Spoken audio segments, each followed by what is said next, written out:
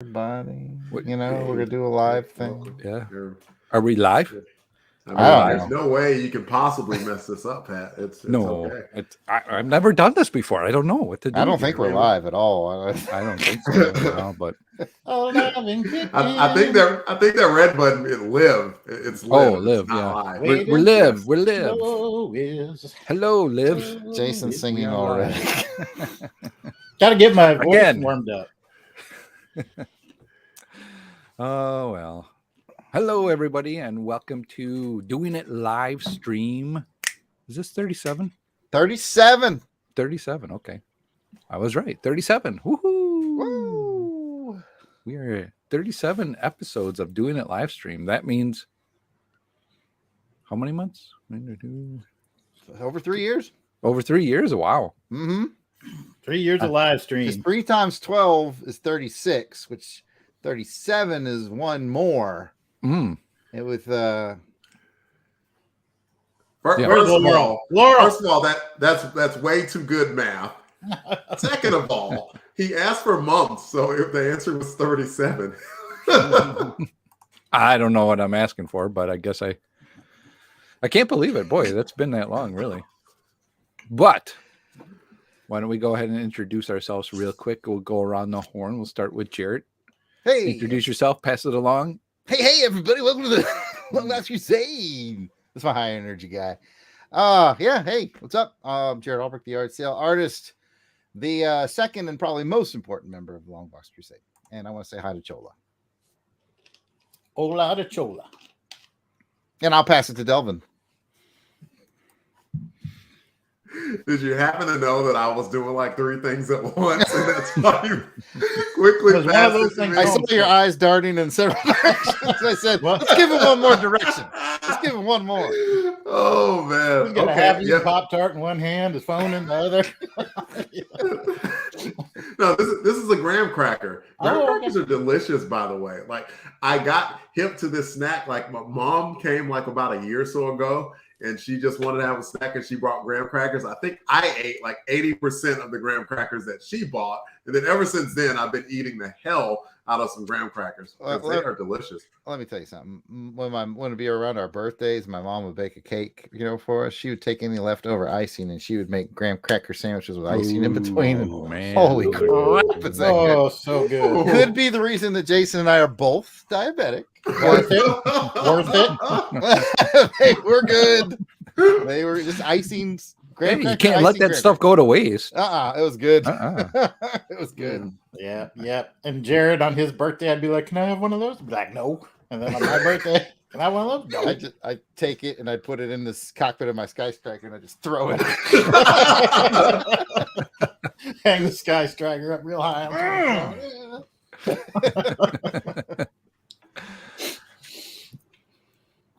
Well, let's go ahead and say hello to Weasel Skull. Yeah. Was it my turn? Okay. Yeah. I don't know. We just started hamming it up when it was Delvin's turn. All right. Well, I'm Jason Weasel Skull Albrecht, wearing my nice Christmas present 616 shirt that Pat got for me. Very cool. And just looking forward to doing a show and doing a live stream, adding that little extra pressure. I really got to make sure I don't say any swear words today. So that's gonna be. Yes. I looked in the script. You have some in your song. I'm pretty sure. I saw that. I haven't looked at the script yet. I need to look now. I'm going to look while like somebody else is chatting. Nothing that you can't say on television. True. Yeah. We try to keep it for the kids, kid friendly. Okay. But we'll see. Although literally on YouTube we have to check the block that says this is not for kids. Yeah, that's true. So we maybe get a little away with it here, but it all balances out. Well, if anybody in the chat, go ahead. I see some people are watching us live, so we invite you to go ahead and get into the chat, get into the conversation. Sound off in the chat. Let us know who's here. We know Chola is here right now, so hi Chola. We see her. We'll also be in through this discussion. We'll be asking you some questions and asking you to get it involved in the chat as well too, as we go and start to record Crusader Chronicles episode 61 It Which has 2 choruses. Yeah. Oh my God. You didn't believe it. All right, people.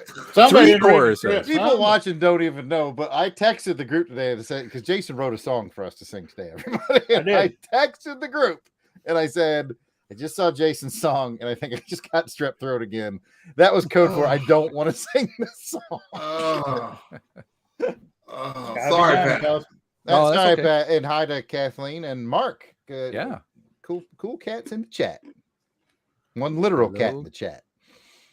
And Mark is there too. So Sorry, Mark, Pat, thank you had you. the stick, and we took the stick, we broke the stick. And you're the one that's saying, "Oh, Pat, take the stick. You need to do this. I'm not feeling good. I need you to take this on." Wait, is that the voice I use? Well, I go, Pat, take the There- yeah, That's yeah. what you sound like. That is what you sound like. Oh, You want the shit. stick? You go with the stick. I said the first bad word. Ah, sorry, I'm gonna go on mute. It wasn't me. Well, it's either one of the Elbricks is going to do it. You know what they are. So me and Delvin are two classy guys. Two classy guys. It's the beards, I think. It is. I think beers Why are you make you pointing look at me? classy. You said the first bad word, so it's Hot nuts we got going on. So anybody welcome again in the chat. Go ahead and sound off in the chat. We want to see you. We want to hear you. And also don't forget to smash that like button and that subscribe button and that whatever that button is. Just do it as we are trying to grow the YouTube channel here. Heck yeah. You may have noticed several episodes are being released with some video content. It's pretty, I don't know. cutting edge. Fancy. Yes. Cutting edge over here. Video content. So the more we can do, the better. So make sure you are subscribing to that. Oh, there we go. Chola says, "Hulk, smash it." That's right. All right. Well, I don't think you guys have anything else to say, or should we just get right to it? Let's get right to it. We'll say our apologies ahead of time. But we'll try to keep it. I will say that if you are a Patreon member, patreon.com/Longbox Crusade. We've been doing a lot of I Finished It lately, so be sure to check on those. And since you're here today, I'll give you a sneak peek. I finished an actual novel with words and no pictures for the first time in a long time. So this is the I Finished It I'll be doing later this week. We'll be talking about nice. this. Cool. Since I'm not a member, can you tell me if you liked it? What's that, Jason? Since I'm not a member, can you tell me if you liked it? No. You can become a member, though, Jason. You just have to fork out $1 a month. Will get you all the You access. seen the price of gas, right?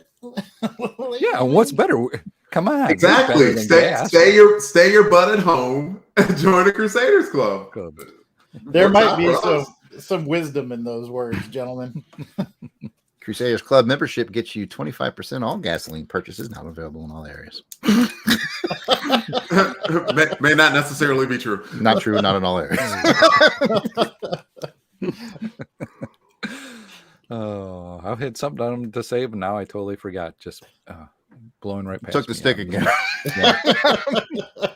If you want the stick, you got to raise your hand and ask for the stick. This is getting weird. Give her the stick. Don't give her the stick. Can't tell me what to do. You're not my dad. Oh. So what we'll need is throughout this episode, we're going to ask for some participation from everybody. I'm going to need somebody on the team to read the chat and, Delvin. step in. Delvin. All right. Delvin's the chat watcher. I was raising my hand not for the stick, but to say that I was. I'm going to take the stick for a minute just to let everybody know. Okay, you can have the stick. I'm just going to run the banners and stuff at the bottom. That's what I'm doing. Okay. Jason, what are you doing? I'm gonna run my mouth. All right. So we got that covered. No less than usual. And that's all right. And that's how we roll. That's how we do teamwork here at the LBC. All right. Well, we got everybody here. Everybody in the chat. Be ready.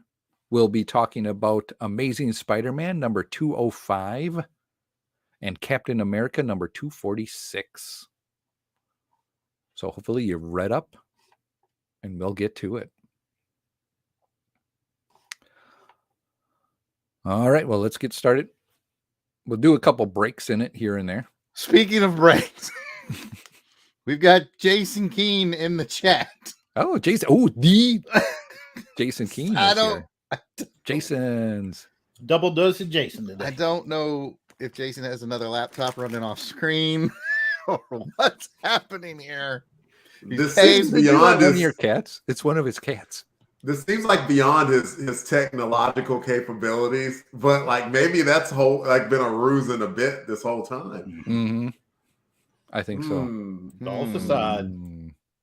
We'll have to get those two in a room together. We'll have to try to plan something where we all can be together, or maybe the Jason Keene can be a guest, and it'd probably be like Jason, and then he has like a Max Headroom kind of a computer that comes up with.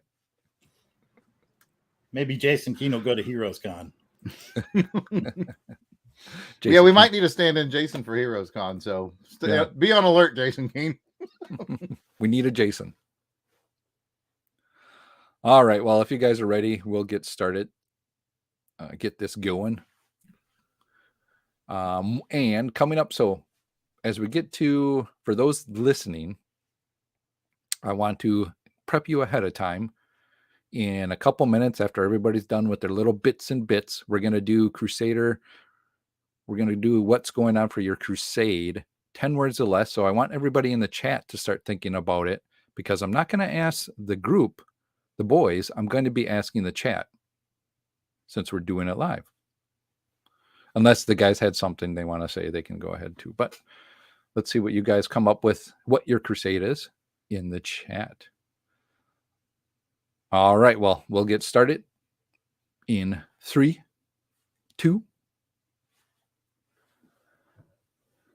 This episode was recorded live in front of an internet audience.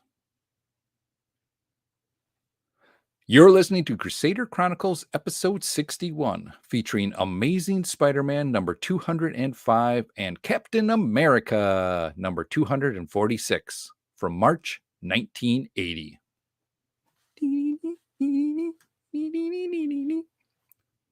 Is that the theme? Boy, I get that one mixed up in with Fan Film Fridays because we say it so much. All right, well, let's go. Hello and welcome to the 61st episode of Crusader Chronicles podcast.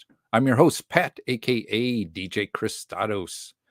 Crusader Chronicles is a podcast that'll journal the comic book issues read chronologically by the release date from my comic book collection, either in digital, in a trade, or from the many long boxes stashed away in my basement. Each episode, we will provide short recaps, reviews, and ratings of issues for that release date. The goal is to keep me actively reading through my collection and having some fun along the way, talking about the comics with my friends. And speaking about my friends, I not only have the 3 friends that are with me all the time, but I also have some friends in the chat as we are recording this live on YouTube, Twitter, and Facebook. Everybody watching us live, say hello to the camera. Hello. Hello to the camera. And say hello in the chat so we can get your name. In the chat so we can get your name. Stop saying hello. You don't. Okay. This is what happens when we do it live. I can't edit that out, but we'll see where it goes from here. But joining me, as always, is the repeating buddy of mine, Jared Elbrick, the repeating yard sale artist, aka repeating Death Probe. Death Probe. Well, hello, my good friends. Hello, folks in the chat. I've come to today's episode, our 61st episode of Crusader Chronicle. I've decided to come clean. About 6 years ago, Pat and I became friends when I became a guest on a show and never left. And then we started running this thing together. And now we both edit. We've built quite the empire. And I really just did it all to get the answers to the test that Tep keeps in his basement. Do you know what the test is about? No, I'd have to ask Tap. Tap? Yeah. Oh, he's not here right now. He's Peppy Pat. That's all. Oh, okay. Well, since Peppy Pat's here, yeah, I just like cozied right up to him and all that for 6 years, and I just wanted access to those tests, man. I got to get them grades. You know the answer is always D's nuts.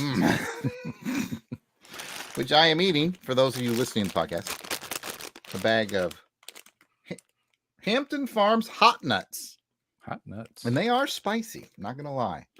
But yeah, that was my bit. Getting close to you to get the answers to tests. That was all. Let's move on. Oh, so it just wasn't about being my friend and having some fun talking about comic books and just needed the answers to the tests.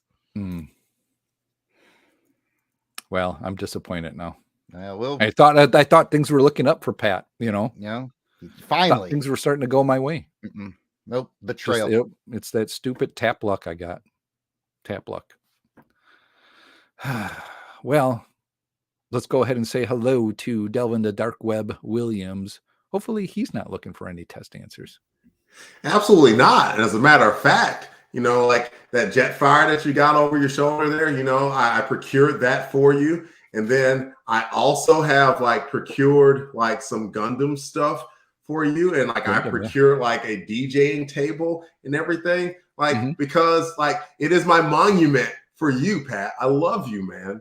And I really think that, we should be together, friendship wise, yeah, and just hang out and buddies, stuff. chums. Yeah, absolutely. Because I love you, man. That's it. I love you too, Delvin. You complete me. Well, you know. Yeah, I heart you too. I just want the test answers.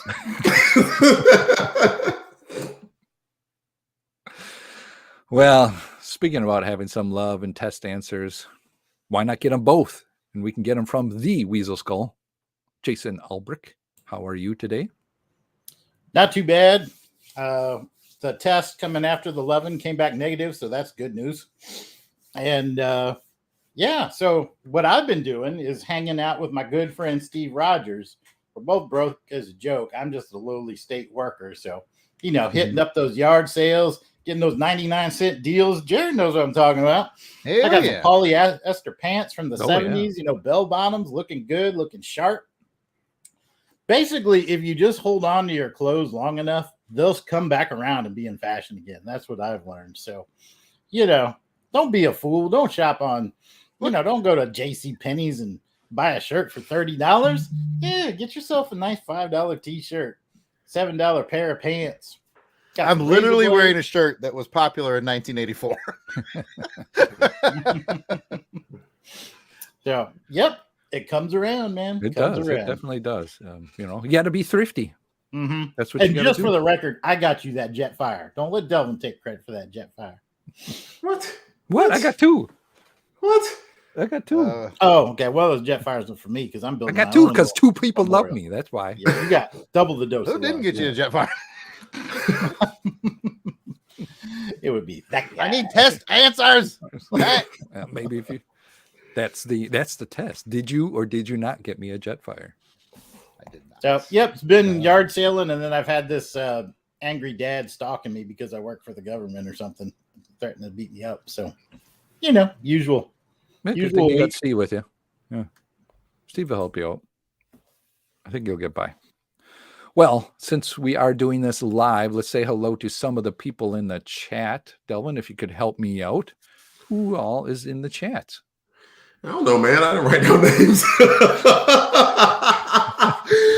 But I've seen we've got Chola and Hella Confetti Wolf. We got Jason Kane. We got MVP, Kathy Bright. They have been the main three having a discussion with us so far. But I see some people who haven't commented yet, who just are lurking. But either way, we still appreciate your patronage. Mark Ross. Let's not forget about Mark. Yeah, let's not forget Mark's about there Mark. too. Yeah, so we got a few people participating and chatting, and I'm chatting back while I'm chatting with you. It's dual chat going on. Wow, that's awesome. Speaking about doing something awesome, let's go ahead and find out what is the current crusade for people in the chat. This is especially for those in the chat. So join the chat, get in there, and give us 10 words or less of what's on your current crusade right now. And maybe if we can just go sort of quickly through everybody else, if any of the other three guys want to say something that they are extremely proud of doing, or a crusade that they really want to get out there while we wait for the stuff to come in from the chat, go ahead and shout out now, guys. Nobody's allowed to talk about. Nobody wants to. Hard challenge. I think Delvin's counting his fingers right now. How many words it is? Damn it! That was not a word. Yes.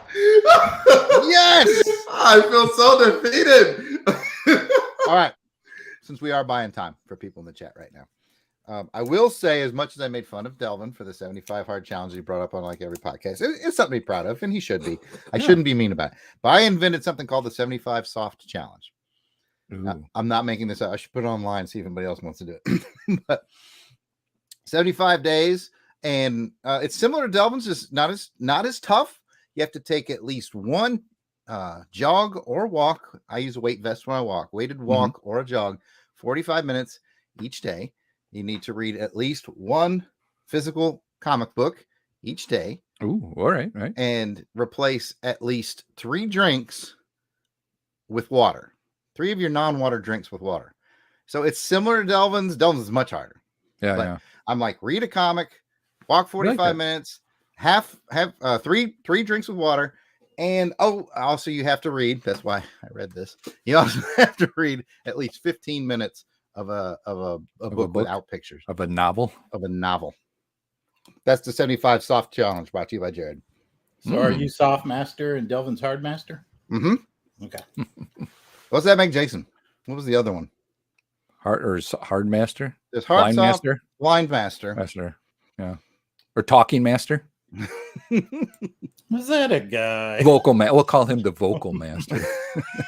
Jason's like, is that a real character? Oh, I see some stuff coming in the chat. I think I bought us some time. Okay, good. Well, first off, we have Jason Keene. Hey, Jason. I'm reading through the first volume of What If. Oh, that's a cool challenge. Our crusade that you got going on. MVP Kathy says, watching and reading some Sherlock Holmes for reasons. Ooh, interesting. Mark Ross says, G.I. Joe Marvel whole run up to 85. Ooh, wow. Cool. Wow. And let's say Chola says, catching up on my New Warriors reading. I got behind. Very cool. Are you going to clink those together, New Warriors? Just happened to have some New Warriors laying around from the shows that Delvin and I did. Yeah. Very cool. All right. Well, I think with that, we are going to get started with the show. But before we do, don't forget, not only can you join us in the live chat right now, but you can also leave us a message on our voicemail line, and we just might play it on the show. And how do you do that? Well, you can leave us a message at 707-532-5269. That's 707-532-LBOX. Pick up the phone. Now, before we get started with this episode's issues, let's take a quick podcast promo break, and we will be right back. Woo, we did it. Made it to the first break. First and break. Those of you in the chat still with us. Congratulations. Still hanging on. Now, since we are in the break, I want to talk directly to Mark Ross in the chat, because he said he's reading the Marvel run and then he's going to go on to IDW. But Pat, whoa. I gotta recommend that Mark Ross don't skip the Devil's Due run. It's really, really good. People pooped on it, whatever. If you heard someone poop on it, don't believe it. We've been podcasting on issue like 27, 28. Somewhere like that now, and it hasn't been a bad one yet. We've had a couple of creators on the show. We've chatted with them. They're good dudes. They put together a solid story. Don't sleep on the Devil's Due ones, my friend. And the good news is, though, because people did poo-poo on them a bit. Oh, they're not Larry Hama, so they're not real. You know, they're still affordable.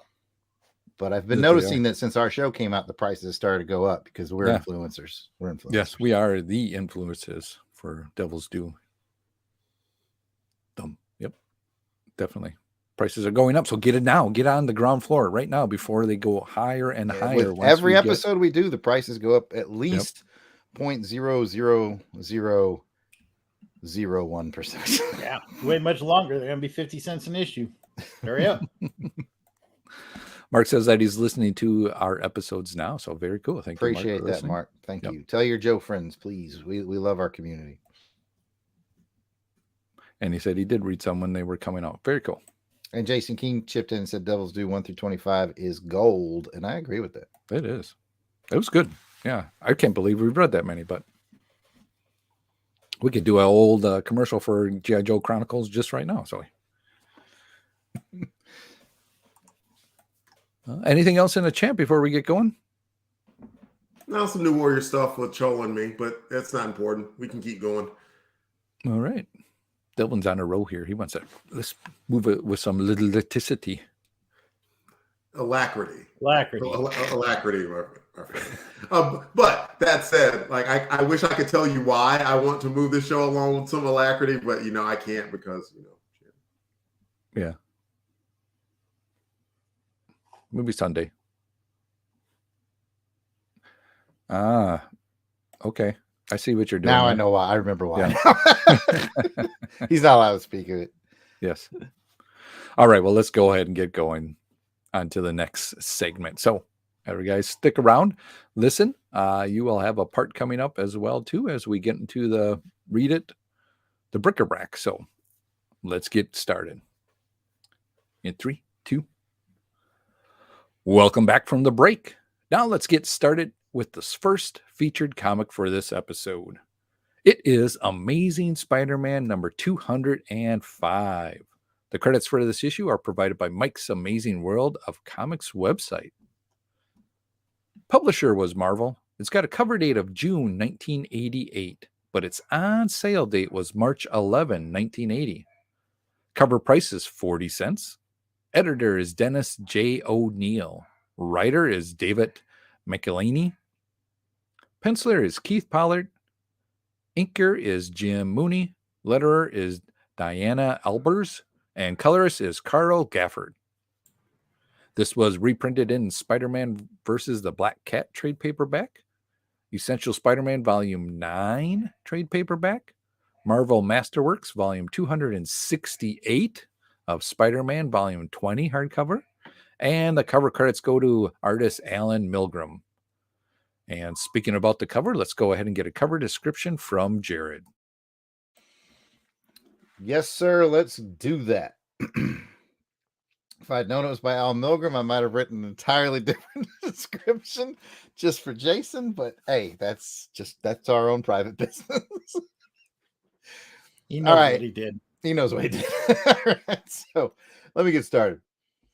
The Marvel Comics Group banner is purple with black lettering in its usual canopy and collar location.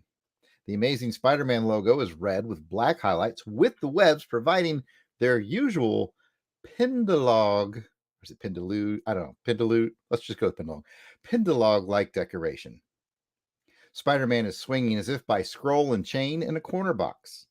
The main action shows the Black Cat, who is quite the body dish, breaking the chandelier from its finials, and it's tumbling down on Spidey.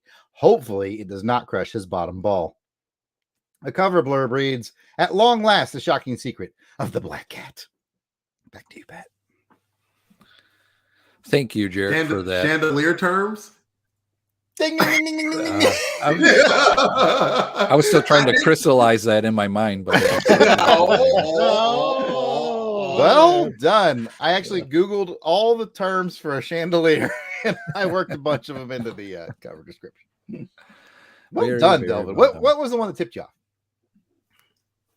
I did, since I didn't know it, and I'm just like, I'm just gonna assume. I'm gonna assume it's chandelier because that's like one of the more prominent things on the cover. Good guess. I liked it. Very good. But warning to everybody, later in the show for the second cover, we're going to go back to you guys doing sound effects. So get ready for that. All right. Well, let's go ahead and get to some quick cover thoughts on this, and we'll start with Delvin. I don't think it's a bad cover. I'm reminded how I don't mind Al Milgram as an artist. I like him better as an inker, because anytime that like he has like primary duties on Spidey, Like I always think, I never think Amazing Spider-Man. I think like some secondary or tertiary book for Spidey. And looking at the cover, like the Spidey was pretty good, but after that, it looked kind of rushed. Where, like, I guess it looks like, you know, Spidey's supposed to be like, oh no, Chandelier's about to follow me, but it looks like from that angle, even though it's kind of rakish, it looks like the chandelier is going to fall somewhere out in front of him and off to his right. If I may, one of the biggest things that he could have done to make the cover a little better, the white in his eye is too narrow. He needs to be wide-eyed. Like, chandelier. Yeah, I see that. And if he added a couple maybe Spidey sense lines, would have made it even better.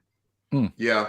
I mean, but like, you know, that's a style thing. Some people like forever like draw Spidey with the small eyes. Some like do the wide eyes to convey emotion, where, you know, some artists don't like it. Like Eric Larson was huge for it. And I think McFarlane was too. I think Milgram did more of the classic with the small one. But yeah, I do totally agree with the Spidey sense lines. Absolutely. I'm done. You're right, though, about the perspective. It looks like that chandelier is going to fall about 3 feet off to his right. Yeah. Yeah, he looks in no danger whatsoever at all. Well, he's you know, feeling excited or wanting to help the cat because it looks like she's falling from it. Yeah, I bet he's feeling excited about it. Oh, yeah. You know what? I'm going to go back on mute. Let's go ahead and see. Jason, what's your quick thoughts on the cover?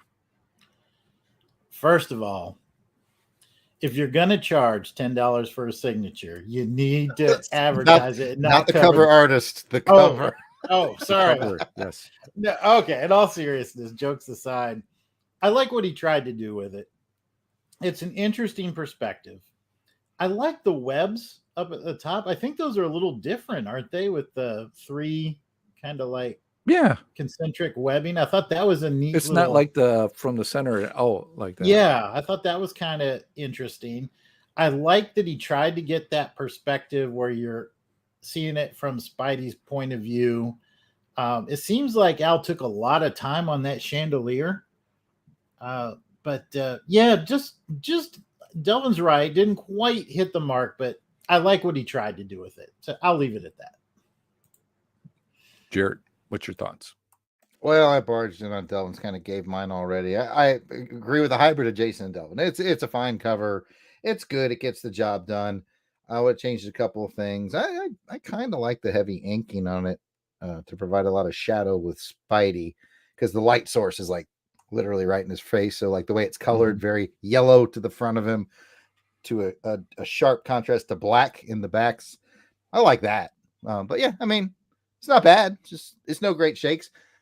Peeking ahead a little bit here, I was very happy to see a certain somebody did his own pencils all the way through the book. But we do see that they brought somebody else in for the cover. So this was probably like, I'm betting Al probably got a little bit of a rush. I bet it was like, hey, Al, Keith's not going to be able to do the cover. Can you turn one in a week? And that's probably what he did. All right. I see that. I see what you're talking about. Like everybody else said, I think this is pretty much a simple cover, rakishy angles, and we may see another one in the next issue we read as well too. Maybe we will find out. But with that, let's go ahead and go with a cover rating. Just a reminder that it's a 1 through 5 rating here. 5 is you loved it. It tickled your tummy feathers. 4, really liked it. 3, liked it. 2, didn't like it. And 1, you hated it. It ruffled your tummy feathers. So let's go ahead and find out what you guys thought. And then we'll get to some thoughts and ratings from the listeners or watchers in the chat. So let's begin with Jason. 1 to 5. Jokes on Al Milgram aside, he's a better artist than I'll ever be, even in my dreams. So with that in mind, I'm going to give him a 3. I think it's a solid effort. Like I said, I liked the artistic angle he was going for. And even though he didn't quite nail it, I think it's still a decent cover. And I'll just leave it at that. Delvin. I'm with Jason. I think it's a 3. Good cover, not bad. Nothing else to say. Jared, are you in 3? Yeah, I'm going to give it a 3. The only additional comment I have is the lack of detail in the ceiling kept me from understanding it at first. Very well said. It just came to me. It just came. That to was me. the smartest thing you've said all day. Yeah, thank you. Yeah. Thank you. This is a thought I put in it. So you were right to call yourself a repeater in the beginning of the. I'm gonna be with you guys too, so come on, knock on that door. Don't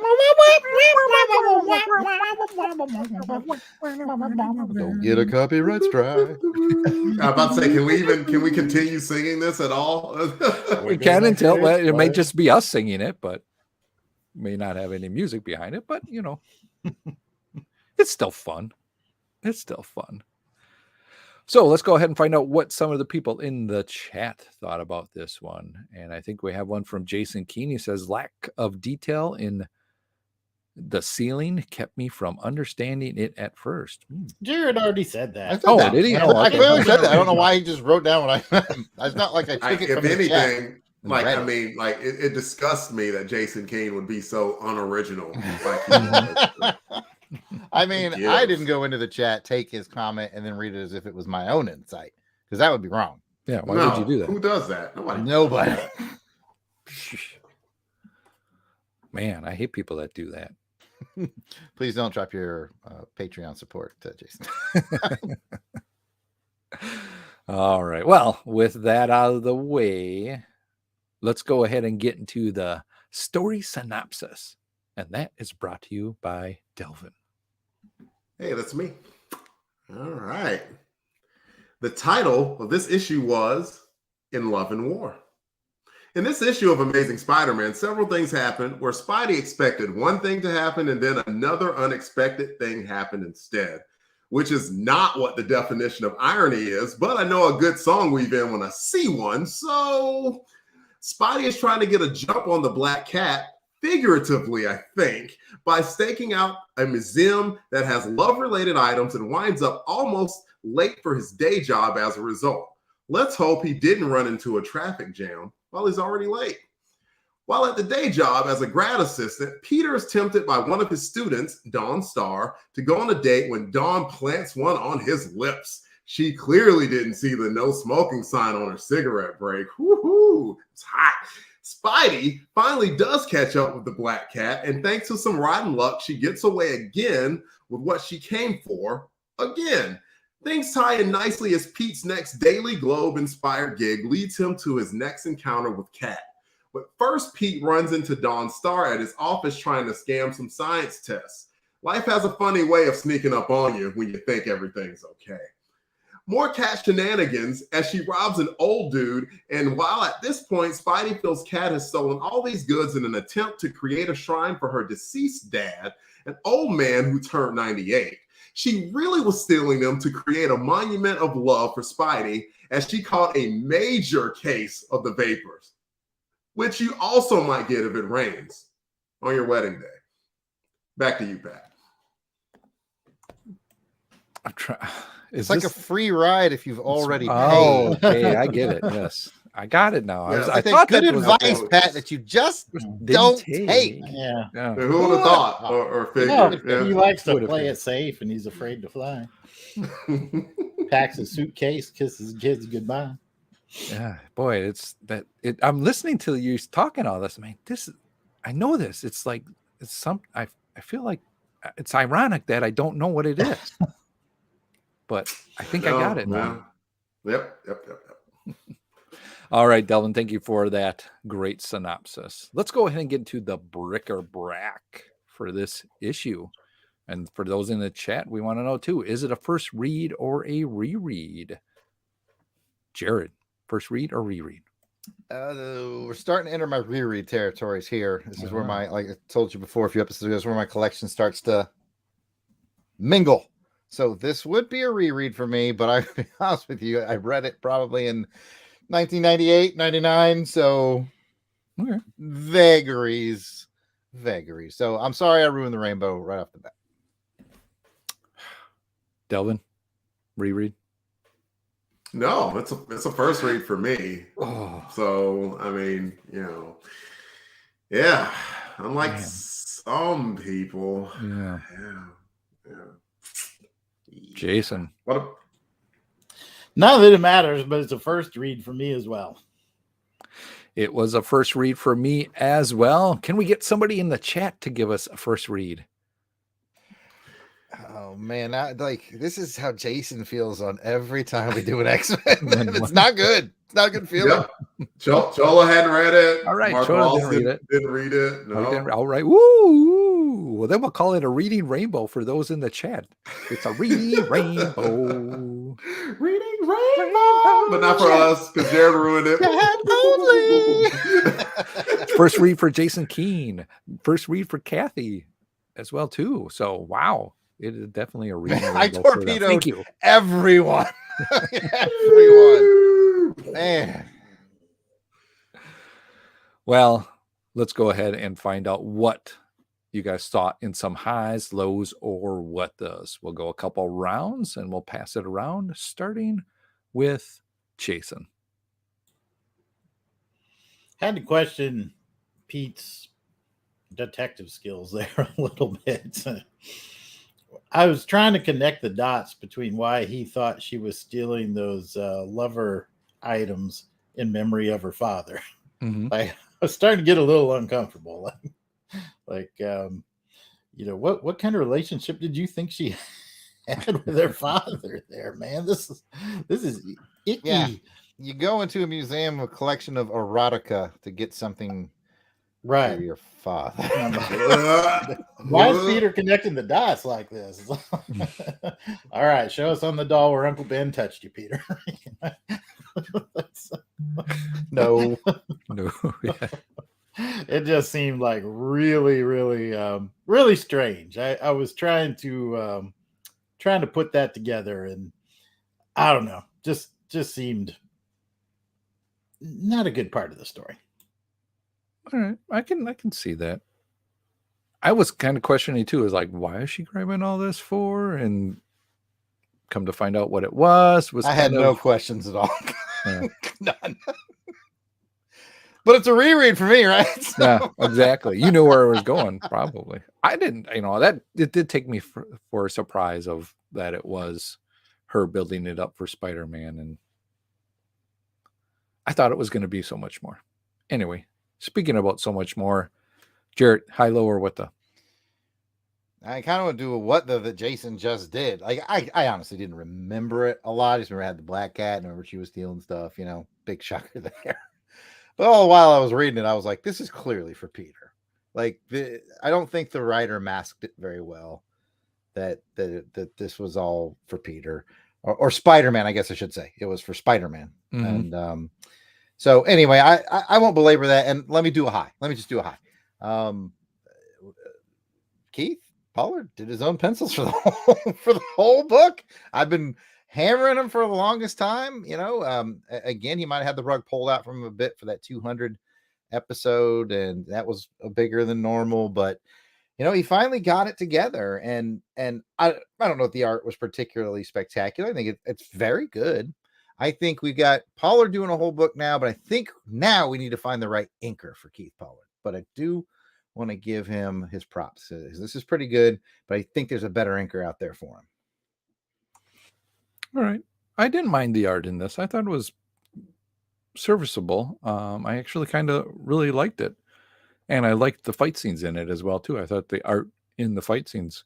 Oh, it was fun. I'm not saying it was bad. I think he turned in a solid job. And Jim Mooney is a great inker. I'm just saying I think there's a match. Sometimes you got to find that perfect match, Bagley and Malstead, or Bagley and Hannah go well together. Ham, cheese, peanut butter jelly. Yep.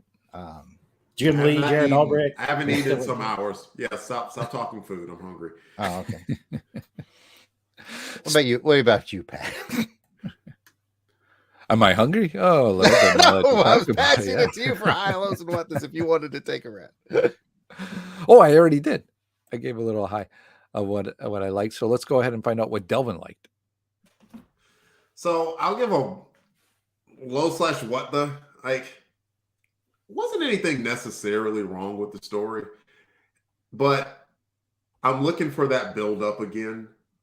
Like I'm reminiscing about like how awesome that Green Goblin storyline and the build up was towards that, and then the build up towards 200 also, to where, and of course it takes a little bit of time to form it, but like looking at the last few issues, I don't know what it's building towards.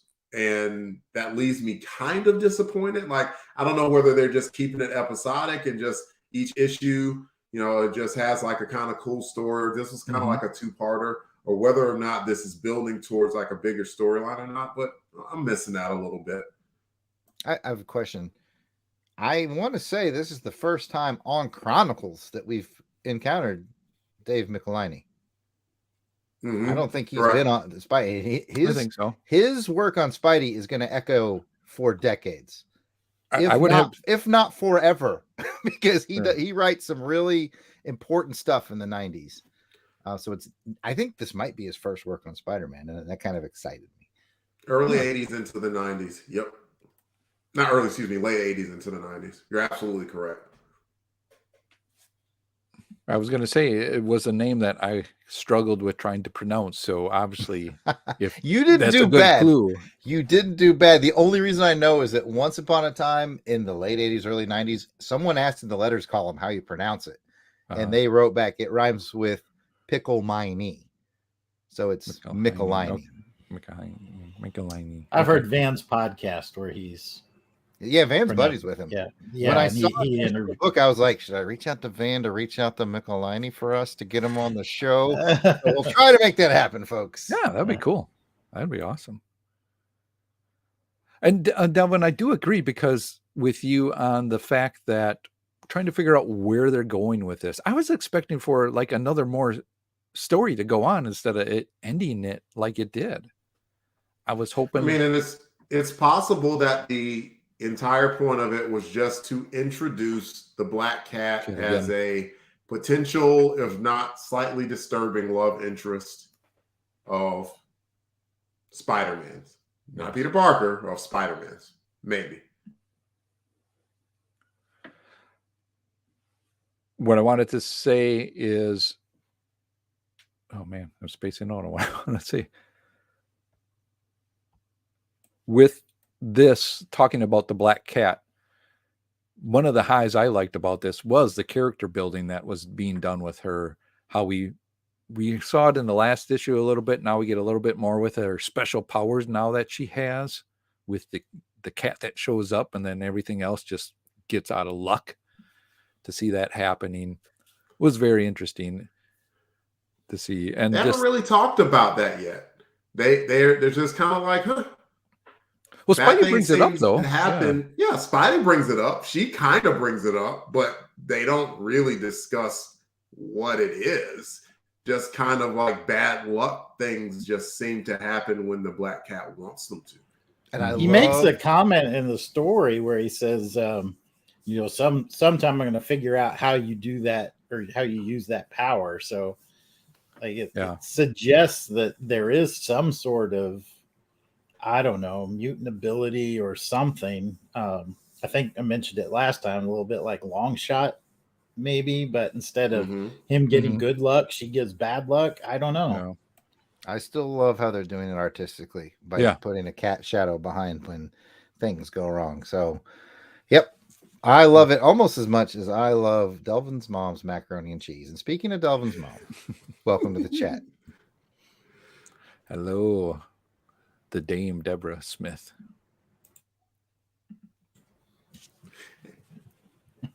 Now we got to be on our best. Now I can't cuss anymore. Darn it. Oh, thank you for joining us. It's so good to have you here. Let's go ahead and go into round 2, and we'll start off with Jason again. Well, Jared kind of touched on mine. I like the artistic rendering of the Black Cat when she uses her powers, the little cat shadow. I think that is neat. I hate to do it, but I guess I'll go and give a second low. I just didn't like how the story ended in the portrayal of Black Cat. She just seems crazy. And I'm not as familiar with Black Cat as I'm sure Delvin is, but from what I've seen of her in the more modern comics, she is a free spirit, to be sure. And she is sometimes ally, sometimes quasi-nemesis to the heroes, usually Spider-Man, but others as well. But this really just makes her seem sad at the end. And I just didn't like that feeling, especially since this is our first introduction of Black Cat. I'll just leave it there. I feel that. I thought there could have been more build up for her as well too. And speaking on that kind of a character, the other girl in here, I thought there was going to be a little bit more movement with her, or at least, just not find it out. Oh, I'm just trying to get sweet on Peter to find out some, get some test notes or something like that. I was like, really? You could have strung this out a little bit more, make him really get hit hard. Yeah, she didn't waste any time on that. Like, she thought she had her in and she took it. So yeah, that was interesting. And it's not really in defense, but every new character, and of course we know at this point Black Cat's been around for 40 years, right? Mm-hmm. You guys were mentioning build-up. This is the build-up. So at the opening phase of her entry into Spidey, she was kind of, cat thief, cat burglar, and then now she has discovered that she has an intense love affair going on with Spider-Man, even though it may or may not be reciprocated at this point. So this is this is literally the buildup. And this is our first introductions to the Black Cat. So she definitely goes through a few iterations. Sometimes she is a bitter enemy. Sometimes she's a staunch ally. That's where she is right now in 2022, by the way. But this is kind of her going through her paces. And so I can understand feeling a little bit sad about it because, yeah, she definitely seems like she had the crazy hots for Spidey almost irrationally. But it's safe to say that she gets more interesting character arcs going in the future. Interesting. I'm interested in seeing what comes of the Black Cat down the road, and as we are on the ground floor with her right now, to see how that unfolds, it is interesting. From when we saw her like issues back when she first showed up, I thought it was really cool. Jason Keene says in the chat, odd, but the Dawn Star relationship distracted him quite a bit. The kind of a creepy, cringy worthy vibe to it. And yeah, I think so. I was thinking so much more for her with the name of Dawn Star. I was like, man, this kind of catchy name. What's going to become of her? Obviously nothing. Like apparently she's going to flunk out of college because she didn't get the answers to those tests. Jarrett, you got a high, low, or what? I've got a key rock, Your Honor. I will be a defense attorney for this book, even though I don't disagree with what anybody said. It's almost like I feel bad for Michelini because, like I said, this is his first book that we've shown up on Chronicles. So I think this is his first Amazing Spider-Man book, period. I'd bet money on it. And I feel like the editors did a disservice to him. I feel like, I'm sure he was excited. Oh, right, an Amazing Spider-Man. And I feel like they just went, just wrap this up. Just wrap it up. Wrap everything up in this issue. We got some other things we want to do. I think that's what they told him. And so it's just like Jason and we've all alluded to, it's just kind of like the end of this Black Cat saga. Her initial push wasn't like, pow. It was like, okay. I don't even think Marvel knew yet that they wanted to invest in Black Cat. I'm certain when they started getting letters afterwards, people got in on Black Cat. That's when they decided to put more investment in her. I think at this point in Marvel history, what we're looking at right now in 1980, I think they would be just happy to be done with her, to be like, okay, that was the Black Cat story. Let's move on. And we all know it didn't work out that way. But I just feel bad that it landed on sort of a legendary Spidey writer to like here, put some glitter on this turd and let's call it a day, you know? Not that it was a turd. It wasn't bad. Yeah. It was just kind of paint by numbers. Yeah. Yeah. And I mean, you definitely don't have to defend Michelini. He's a Spider-Man legend. Even I know some of the story arcs that he wrote. I think you hit the nail on the head. It just seemed really odd to bring him in at this, wrapping up this tale that he didn't generate. And it seems like, yeah, maybe the editors and just got bored with the story and said, let's end it here. There's still good stuff in the story, so I don't want to. I feel kind of bad because I've done 2 lows, and that's not like me. But those were 2 of the kind of standout things. Sure. I want to add. I'll add something that kind of puts a little happy spin on all of it, and this can serve as my high in second round. I thought it was cool how Spidey handled the situation humanely, because yes, he is a little bit sweet on Black Cat, and they've shown that so far, where he's almost just like perplexed, like, wait a minute, you're the bad guy. Wait, you just planted one on me. I'm really turned on. What am I supposed to do? But at the same time, when she kind of declared her intentions, he could have still been like, ha ha ha, crazy lady, I'm taking your hot butt straight to jail, and instead decided to be human about it and said, no, okay, I'm going to play along with this and try and keep it under control, you know, possibly because he's sweet on her, but I think more possibly because like he just kind of sees her as a bit of a tragic figure who had, like, you know, her dad passed away and everything, and maybe she's trying to do right. And so maybe he sees it as an opportunity to steer her in the right direction. So I kind of liked that it ended the way it did. Definitely. If he goes another way with that and he's cruel, he makes her she'll probably go down the straight up villain route. Yeah. So it was a strategically smart move. I think it's interesting you have with Dawn and with Felicia, you have the 2 opposites kind of happening to Peter.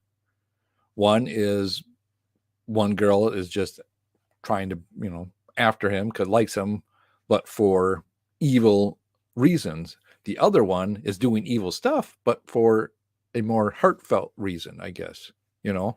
Yeah, one's infatuation, the other's manipulation. Yeah. And I liked that. And I liked, like you said, Jared, you know, how Peter handled it at the end was a lot better. And Delvin's mom is right. Spider-Man is a gentleman. That gentleman's going to find his way to HR if anybody finds out about that little relationship. He probably shouldn't have done that thing with the TA. Even though she planted one on him, it seemed like, okay, thanks for that. See you later now. Bye bye.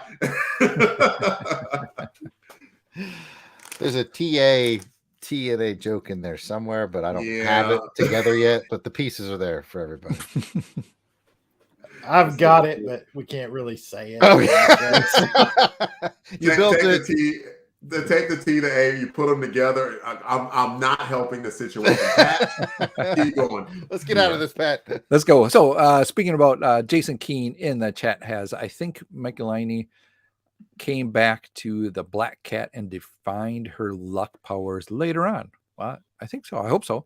Her most recent series written by Jed McKay is top notch. So very cool. Thank you, Jason, for some more interesting information. And several people in Jason.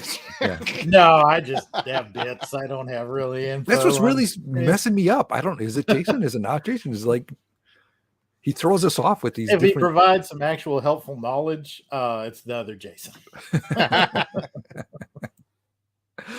All right. Well, does anybody have anything else? Devin, do you have anything else to add? Nah. All right. Then I think with that, let's go ahead and get to the silly Spidey moment for this issue. And Jason, what's your pick for silly Spidey in this one? I forgot to write down what page it is, and I admit that it's because I'm a 51-year-old man with the emotional intelligence of a junior high schooler. Oh, here we go. But when Dawn says I got a basket full of goodies for that picnic, I just started laughing. So I'm just gonna leave it there. I'm gonna leave it there. We have a basket full of goodies. If we could get away with playing a sound clip, but we put some Sierra's My Goodies right here. It's like what goodies and what picnic? I'll stop now. All right. Delvin, what's your silly Spidey? It wasn't nice, but like when Black Cat was stringing that last like rich person along, and she called the dude Pudge. Yeah, that was mine. That was mine. Do you know how fat you have to be that someone just calls you Pudge? Yes, I do. I was like, that's not nice, but it made me laugh. So I'm not proud, but that's what I went with. I am not either. I'll join you on that one. That one gave me a little, I like it when Spidey does call people just fun names that you would just, I know it's not nice to say, but it just, a word like fun names that chum wound or, you more emotionally. Yeah. I gotta admit though, I mean, because old boy was just like, I don't know. He thought he was it was his lucky day.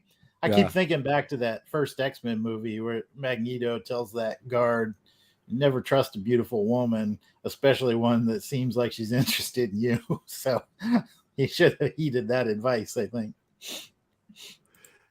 Jason Keene adds that Delvin and Pat were skinny kids. You're half right on that. Yeah, I was totally. I was not. They thought I was going to be a short, pudgy guy, and all of a sudden I grew like 4 or 5 inches when I got 12 years old. And this isn't Delvin Chronicles. Let's keep it moving. I was so thin in school, they wouldn't let me go out on the recess on a windy day. I don't think that's true. All right. Funny. Wow. I nearly did a spit take. That was good. That was good. Let's go ahead and Jarrett, what's your silly Spidey? Mine was Pudge. Pudge too, yeah. And then Jason doubled back and gave like the reason that mine was Pudge, even after Delvin said Pudge. Like everybody took every part of what I was going to say. Because to me, it wasn't the name Pudge, although that's what was the catalyst. It was the fact that he thought he was doing so well. Yeah. He was like, and the Pudge was just the rug pull right out from under his feet. He's like, I got the thing I wanted. This girl's about to change her clothes for me. Today is my day. It's not.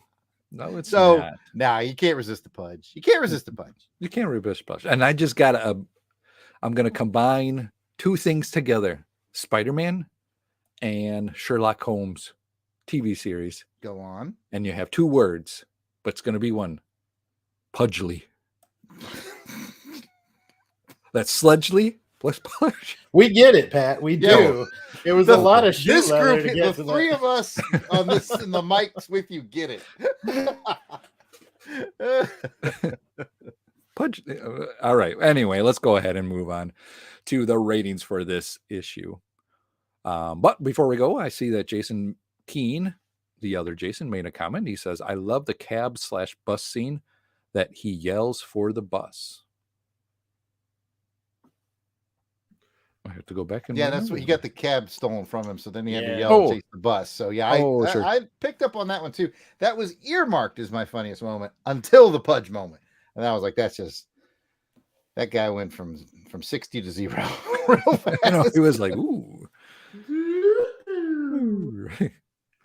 And he had to clean up all the mess that they just made in his house, man. All right, well, let's go ahead and get into the ratings for this issue. As a reminder, it's a 1 through 5 rating. 5 is you loved it. It tickled your tummy feathers. 4, you really liked it. 3, liked it. 2, didn't like it. And 1, you hated it. It turned you, I was going to say it turned you into a baby, but it didn't. It ruffled your tummy feathers. I'm getting so excited. I want my tummy feathers smooth. Yeah, you know. Yeah. I like it when my tummy fellers don't mess with my pudgely. Hey, you brought it, Kirk. You brought it back. Good job. Let's go You ahead and find saved it. I saved it. Let's go ahead and find out, Delvin, 1 through 5 on this. Middle of the road. 3-story. But I do like Black Cat, and I didn't mind this iteration of her. I don't mind the story at all. Just wanted to trend towards some build-up that I haven't seen quite yet. All right. Jason, 1 through 5. I know that I've been kind of cruel to this issue today, but I am at a 3. I did like it. I thought the action sequences were pretty good. The art was good. Keith did a solid job. It was serviceable. At the end of the day, I kind of liked Peter just in this messed up relationship moment. It hasn't been so long ago that he fell out of that relationship with Mary Jane. And, he's just a guy he's searching. He's not in a good space and he's not making good choices. But at the end of the day, Delvin and all three of you summed it up really well. He did the heroic thing for Black Cat. So I thought it did a really good job of just showing the human side of Peter Parker as he's trying to deal with relationship issues and not handling them very well. But at the end, he steps up and makes a heroic choice. So anyway, that's a long-winded way of me saying a 3. So you're saying you're going with 3. Okay. Jarrett, where are you at? 1 through 5. Joe November was here. Yeah. 2.5. I'm feeling you. I'm feeling you on that. But he's not. Mm-hmm. So I have to make a decision. And I'm going to push it to a 3 for 2 reasons. 1, my boy Pollard, pencil book all by himself. So good for you, Keith. I gave you a rash of crap for it. Number 2, and I can't believe it took me this long to bring it up, the Abbott Costello references with the museum cops at the beginning for an old school film. I thought that was hinting at something, and I couldn't pick it up. Okay. Yeah, for an old school film buff like me, the Abbott Costello references with the cops at the beginning at the museum were pretty good. I thought something too. I'm like, that sounds familiar, like these two, but no, thank you. Oh, I'm happy to. I thought we all picked up on that. I'm happy to add the layer. There's Abbott Costello references, everybody, at the beginning, and I just now remembered it. So yeah, I'll give it a 3. All right. Well, I am going to agree with you guys too. I was at a 2.5, but it was passable. I wanted something more, but I'm going with 3. So we are now knocking on the door again at the Threes Company. We've met at.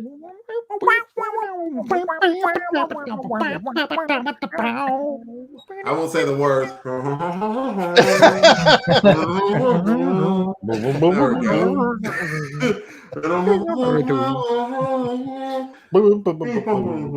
That was pretty good. Actually, you guys did a good duo.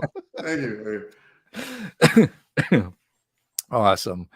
Well, I don't know what the chat thought about it. In the chat, if what you thought, go ahead and sound off in the chat. Let us know if you read this and what you thought of the story. Everybody in the chat said they didn't read it before. Oh yeah, that's right. I was gonna say, I ruined it for everyone. Literally everybody. All right. Well, with that, that's going to bring us to an end of this part of the show. You got a comment or a question, send us an email at contact@longboxcrusade.com or make a comment on the Twitter, Instagram, or Facebook page. You can also leave us a voicemail that we just might play on the show.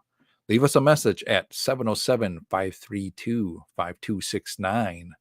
Jared, what's that number? 707-532-5269. That's 707-532-LBOX. Pick up the phone. Pick it up. Pick it up. Jason gave up the enthusiasm. And with that, we will be right back. Woo! Hello to those in the chat. I see we got Rick in the chat as well too. Has joined us. Several other people have joined us. Yeah, so Tony Pennington come in.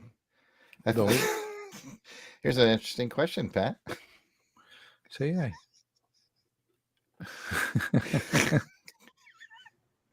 You're in charge around here, so I'll let you decide if these are services we're going to provide. Or... How much does he donate a month? I guess is the question. You're going to have to up your Patreon money. $15. You know, I'm gonna take out. You know, you may not get all the access. You said all the access. With great access comes great deniability. Oh, all right. How things going in the chat? Are we good? Do we want to move on? Good. Although, wait. We did say we take it. I don't want to miss it. Jason King said, I like the story overall. Classic Spider-Man villain doesn't get the best treatment, but an interesting art and story had me leaning towards a 4. Very good. Thank you, Jason, for chiming in. And if you're a listener, Kathleen asked, if I say 5, can I get my tummy feathers tickled? And we've determined that at a higher Patreon bracket, we might make this happen. That's Patreon. Yes. And you can get that at patreon.com. Just look up at Longbox Crusade. All the access. You get all the access. Just not a little bit. You get all of it. All of the access. All right. Well, let's go ahead and move on to the second feature. If you guys are ready, we'll begin. All right. Coming back. Welcome back from the break. Now let's get to the second featured comic for this episode, which is determined by our Crusader Club members. Club members get to vote on this segment using the online poll only available on the Longbox Crusade page at patreon.com. As always, we want to thank our Crusader Club members for voting to help determine the programming for this show. If you want to get in on the voting and get in on all the access, I'm talking all the access, just head on over to patreon.com. For as little as $1 a month, you can join us and search for Longbox Crusade to join us. We'd love to have you. With that, let's get into the featured episode for this episode. It's a lot of episodes, but anyway, it is Captain America number 246. Credits again are provided by Mike's Amazing World of Comics website. Publisher was Marvel. It's got a cover date of June 1980, but its on sale date was March 11, 1980. Cover price is 40 cents. Editor was Jim Salicrup. Writer is Peter B. Gillis. Penciler is Jerry Brigham. Inker is Al Gordon. Letterer is James R. Novak, and colorists go to Bob Sheeran. This was reprinted in Essential Captain America Volume 7, trade paperback, or on the Marvel Masterworks Volume 309, Captain America Volume 13 hardcover. Cover credits go to penciler George Perez and inker Terry Austin. Yeah, I saw like George Perez. That's really cool to see this. And speaking about the cover, let's go ahead and get a cover description from Jared. All right, here we go. The Marvel Comics Group banner is pink with black letters. The Captain America logo is its usual red, white, and blue with black highlights. Cap is running in his orange corner box. The main action shows Cap getting kicked in the face by Joe. I think it's just Joe. Anyway, it's an orange and green clad villain kicking Cap not only in the face, but off the top of a subway. The cover blurb runs across the bottom, says, Sins of the Father. And with bringing back sound effects covers, I need Jason on that sort of constant train moving sound. Pat, you're on what Joe might be saying. Delvin, you're on what Cap might be saying. 3, 2, 1, go. Pat, you're on mute. Oh, this is what happens when people don't buy tickets for the bus. Last time you get on the train. For, I'm tired of being for real. They're jobbing me out to this dude. I'm Captain America. I don't care if this was 40 years ago. Just because you carry a shield, you think you can just walk around this place and Tunnel get on coming the up. bus anytime you want to get on the bus. I'm Steve Rogers. I got blonde hair. Oh. Okay, John, Jason and I had our own thing going on. We did tunnel, no tunnel, train coming the other way. That was all good. Yeah, I mean, it's rough when you get have to be in a fight for your life against Joe. No. Getting kicked in the face by a supervillain who doesn't really have a supervillain name. Yeah, that's right. And yeah, interesting. All right. Well, let's go ahead and get to some quick cover thoughts on this one. And for those that were watching, I did show the cover that you saw. As Jared was describing it, I was holding up the cover. So let's go ahead and get some quick cover thoughts, and we will start with Delvin.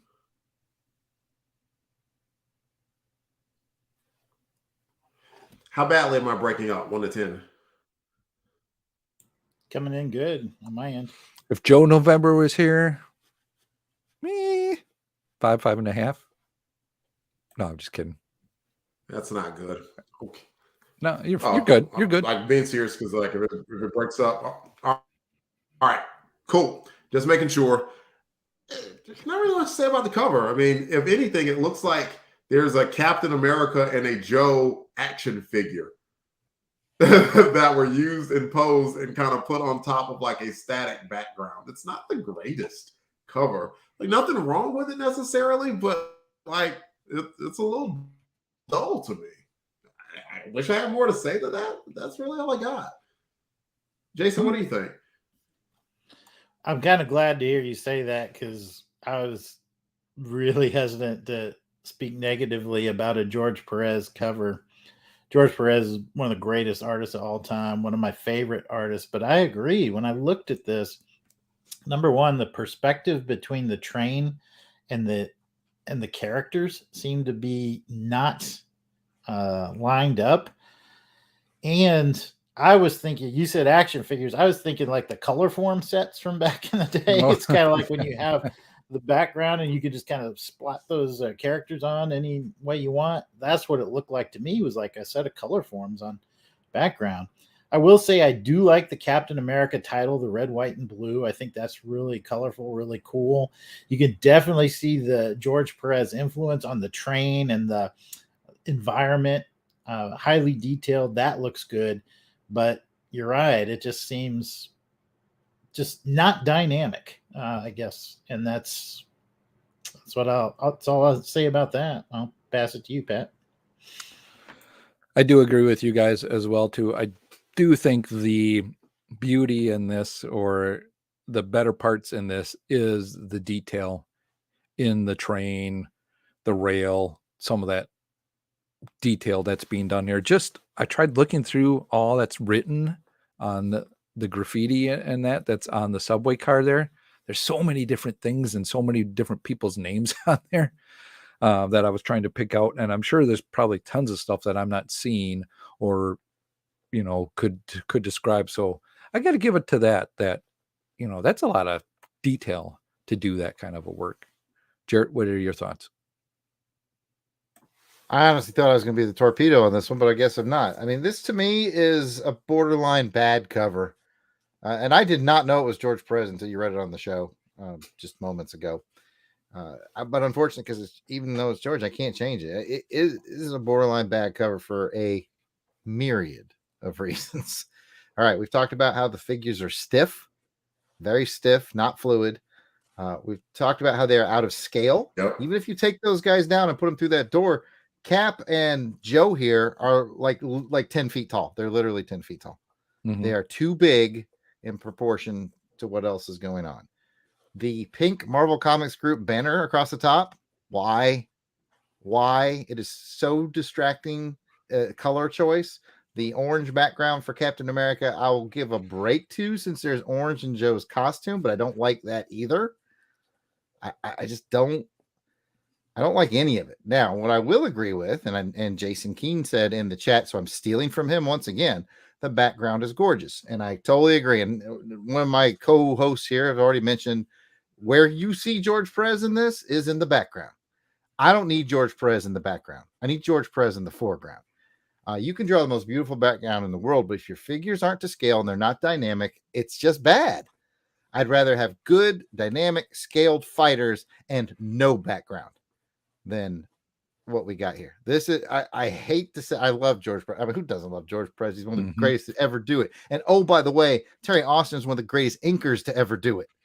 Yeah, that's a lot. So I legitimately feel bad. I think they were given a short deadline here. I wouldn't even be surprised if basically George had spent a lot of time on that background and this ended up being some kind of an overlay where he was like, oh crap, we're about out of time. Let me just draw these guys fighting real quick and let's just overlay it on my really good background.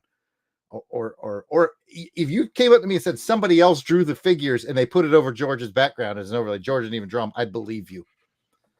So that, yeah, it is not a great cover. I don't like the color choices.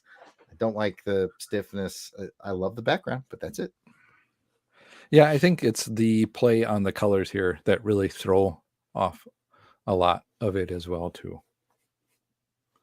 But with that, let's go ahead and get to some cover ratings for this issue. It's a 1 through 5. 5 is you loved it. 4, really liked it. 3, just liked it. 2, didn't like it. And 1, you hated it. So I'm kind of not sure where we're going to go. So let's go ahead and find out what it's going to be. We'll start with Delvin.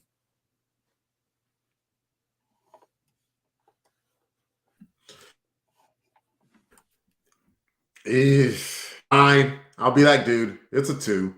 It's just simply not the greatest cover.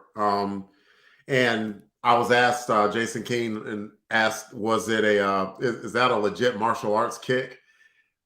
I mean, it's a front kick, but like usually if you're kicking with your front foot,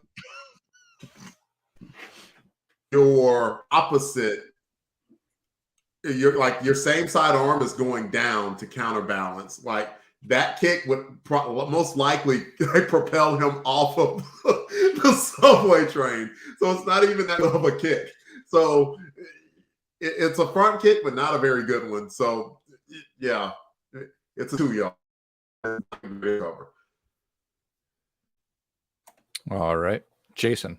I think we lost. I think we need to just say that it's a 2 on the cover at the end there, Delvin. It's a 2 for Delvin on the cover? It's a 2. Okay.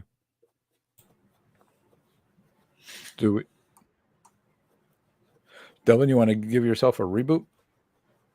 Or I think he's doing just that. Okay. Jason? I just don't have it in my heart to give George Perez a 2. I'll give it a 3.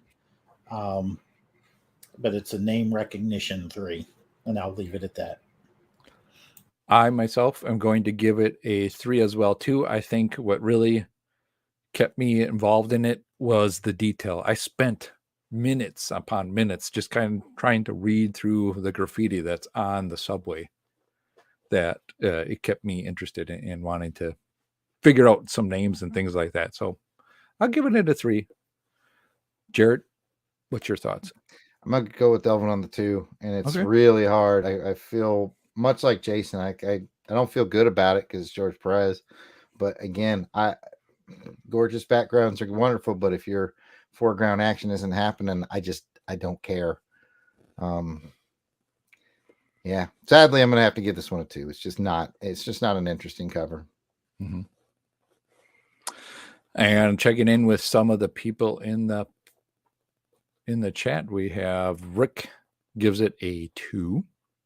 Jason Keene says the background saves it with a 3. And we'll leave it at that.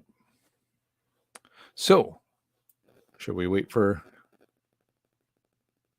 Delvin to come back? Let's see what's next. To synopsis. Oh, he just wanted to get out of this. That's what he wanted to do. He ain't getting out of it. I need it. I need his pipes. I need his pipes on this. All right. Well, if you guys want to, maybe if you guys don't mind chatting it with the chat, I can take a quick little break myself.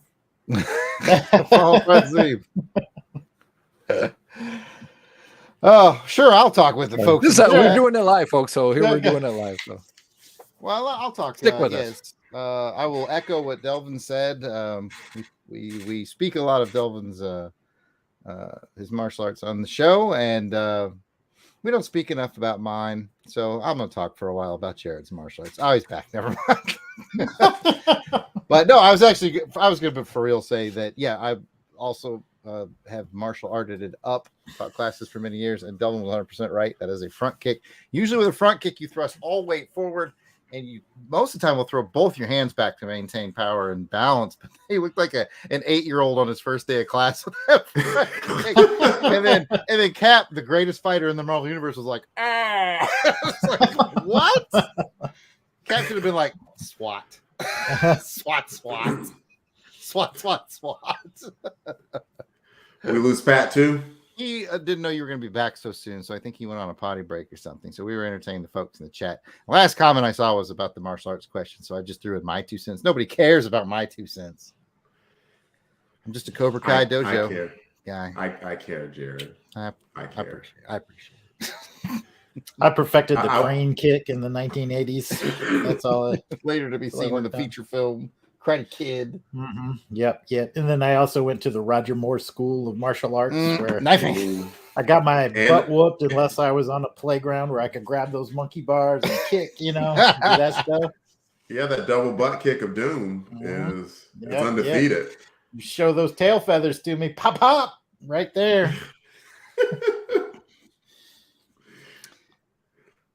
See, I'm now getting the sarcasm in the chat from Rick and Kathy. And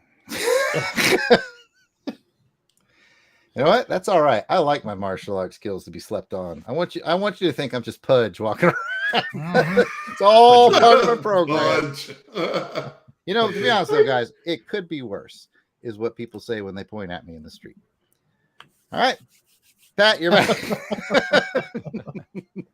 I am back. Thank you guys for taking that quick break. Sounds like Delvin is back too. So let's go ahead and continue on, because we've all been waiting for it. The chat has built it up to us.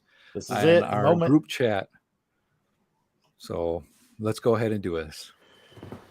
All right. Well, the cover description out of the way and the rating, let's go ahead and get a story synopsis from Jason. Oh, we're getting more than a story synopsis, Pat. I'm going to entertain these folks with a song. You all have the script, right? Got the script out? No. Well, get that script out. All right. Why don't you lead us off, Jason? Well, now the title of this issue is The Sins of the Fathers. But since we're doing this live stream, we're going to do a synopsis by song. So, and the song today is going to be called Caps in a Battle, but it's sung to the tune of Cats in a Cradle by Harry Chapin. So here's how it goes. All right. So when it comes to chorus, and I say chorus, and I highlighted it for you guys, all you got to do is say, and you know how the chorus goes, Caps in a battle with a pissed off guy, politicians cut the funding and his kid died, gonna be consequences for cutting that cash, daddy's gonna whoop that ass, yeah, daddy's gonna whoop that ass. Go ahead. I mean, you just sung it. You did it. Now we can insert it. But now I we need can to insert it. It was a great job. No, I need you three to sing it in unison, and I want some energy. Let's give it one try here. On 3. 1, 2, 3. Is it 1, 2, 3, then go, or is it 1, 2, We and go then on? I got nothing else to do this Sunday. Can we sing Born to Race Death? Born to Race. A lot easier. I like that one. That was a good one. Come on, guys. I think you should just have faith in us and just start the song and see what happens. We'll come in. All right. We're professionals. All right. So here we go. On 3, 2, 1. Cap's friend Josh had a bad day. Working with kids is how he earns his pay. When one of those kids up and dies, it's on Cap's shoulder that Josh cries. Kid's dad is pissed and he's really strong. He's beating up folks who did him wrong. Yeah, he's beating up folks who did him wrong. Chorus. Caps in the battle with a pissed off guy. Politicians cut the funding and his kids died. I just got my script up. Gonna be consequences for cutting cash. Daddy's gonna whoop that. Daddy's gonna born to raise dead. All right. Cap and Josh are both really broke. They're flea market shopping because their pay is a joke. But when Cap sees cops rushing downtown, he knows that it's time to throw down. He fights pissed off dad who goes toe to toe. Then he escapes out a window. Yeah, he escapes out a window. Chorus. Caps in a battle with a pissed off guy. Politicians cut the funding and his kid died. Gotta be consequences for cutting that cash. Daddy's gonna whoop that ass. Yeah. Daddy's gonna whoop that ass. Cap and angry dad go for round 2. Oh, sorry. Try that again. Cap and angry dad go for round 2 on the train. When angry papa tries to crush a dude's brain, the two fighters battle like lions. When angry dad breaks down crying, my kid's dad and my wife left me too, but it's sure nice fighting with you. Yeah, sure nice fighting with you. Chorus for the last time. Bring it. All the energy. Yeah, scroll back up. Cap's dad's in a battle with a pissed off guy. Politicians cut the funding. Kid died. Gotta be consequences. Come about that cash. Daddy's gonna whoop that ass. Yeah. Daddy's gonna whoop that ass.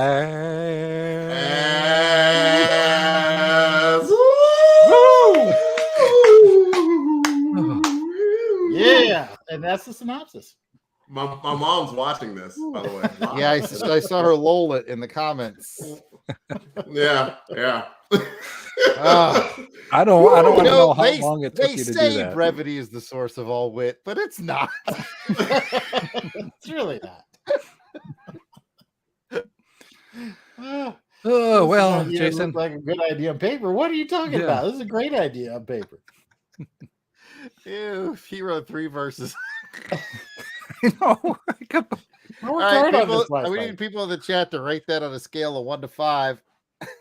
See, now 5 is you love it. I think your mom is directing that comment to you. Energy. That's what I needed from you. Energy. We're gonna do it again. That's it. No. I think we're good. We got it on one take. One take is all we need. You know, you want to hear a very special version. Make sure you become a Patreon member. And you can do that by patreon.com. For $1 a month, you'll get all the access. Even all the access of Jason's song. Well, the scores are coming in. We got 5 from Jason Keene. Rick gave us a 3. This is all mad generous, I think. I think that 5 is from the heart. Or Kathy gives like 4 song things.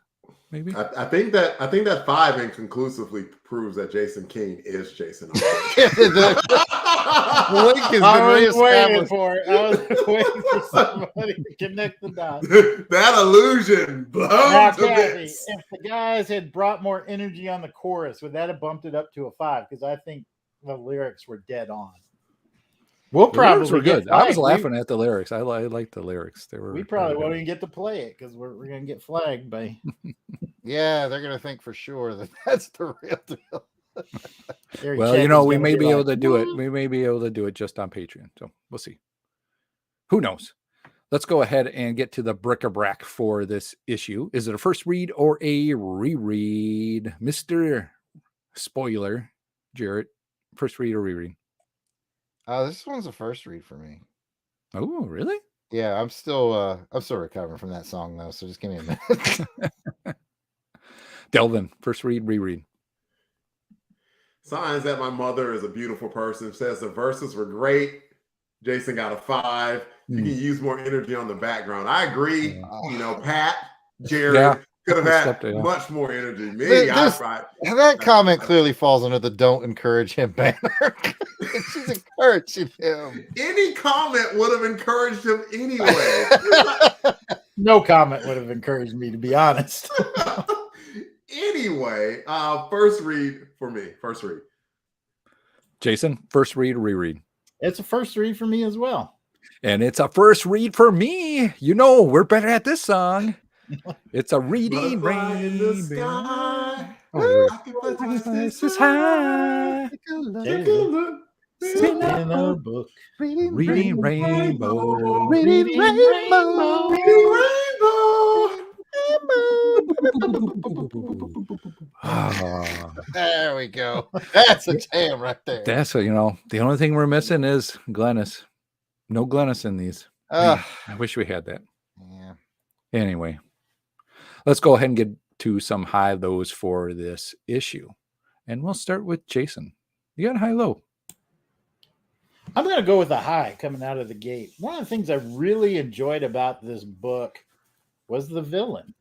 I know we've been joking because his name's Joe, but apparently he's been around in the Spider-Man world for a little while. And I just appreciate this old Marvel stuff where they bring characters back into the stories.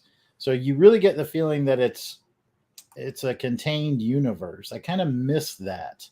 And I felt really sad for Joe in this story as well. I just thought I could understand him. You know, Cap had to stop him, of course, but just a combination of having somebody that's like a nobody that's coming off of somebody else's book, but just having this level of complexity and emotion for the villain, something you just don't really see quite as often in today's comic books. And I really appreciated that. All right. Very cool. Delvin, high, low, or what the? I like the story.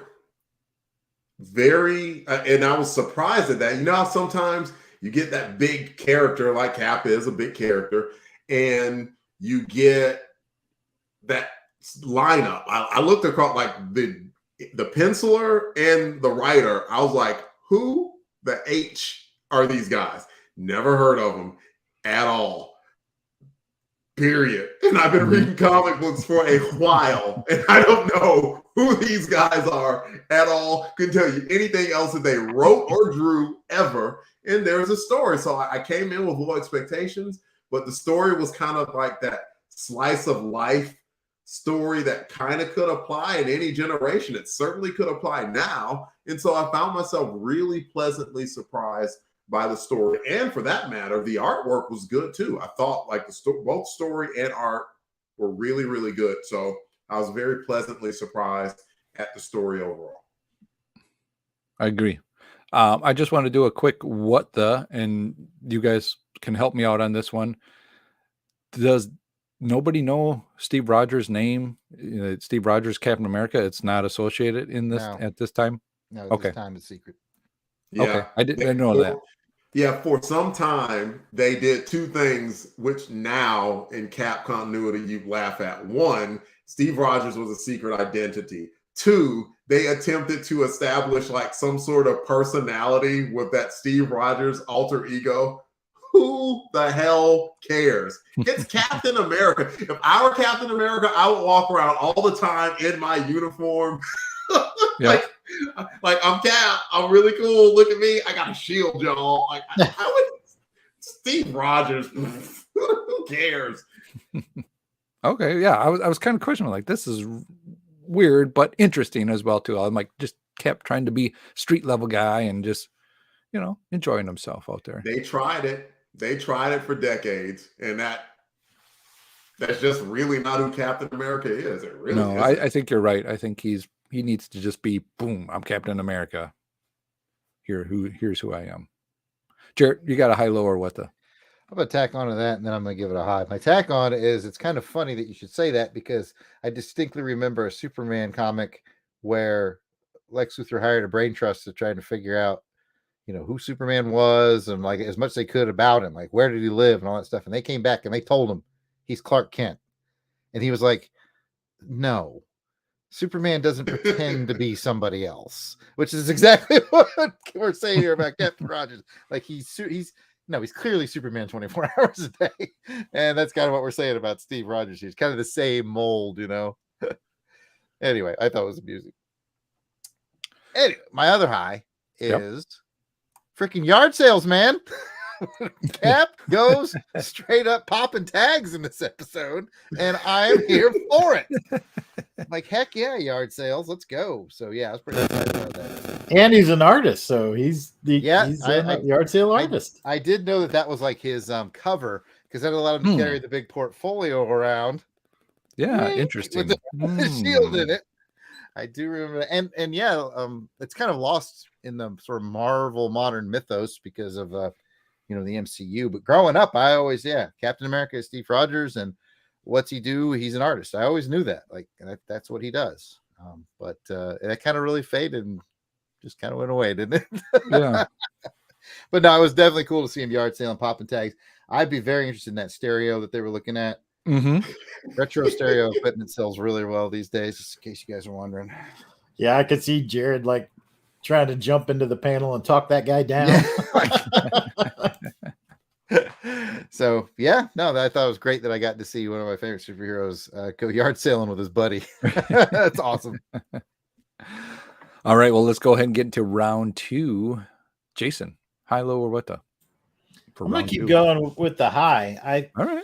I appreciate the Captain America tales back in this time where Captain America is really trying to figure out this new America that he's living in. He's trying to earn a living as an artist. He's making friends with guys like Josh. He's part of the city. I like how they bring the city and make it part of the character, part of the story. They have actual places that these folks go. Mm-hmm. So it just kind of breathes, some Americana into the story in ways that I think other comics don't.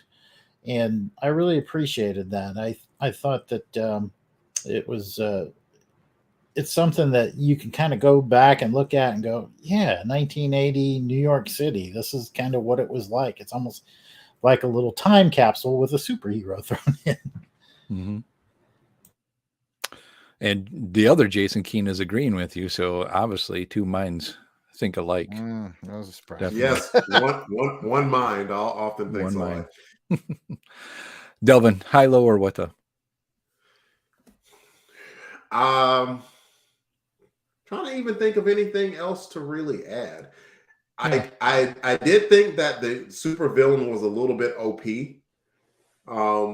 Sure. Overpowered for like anybody who isn't a comic book nerd. But I'll add an additional high and say that I appreciated Cap's humanity.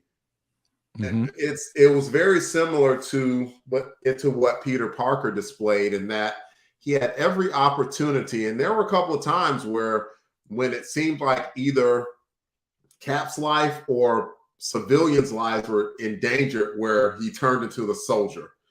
But overall, that sense of humanity was there, especially when he found out about Joe's story and why Joe was so incredibly sad.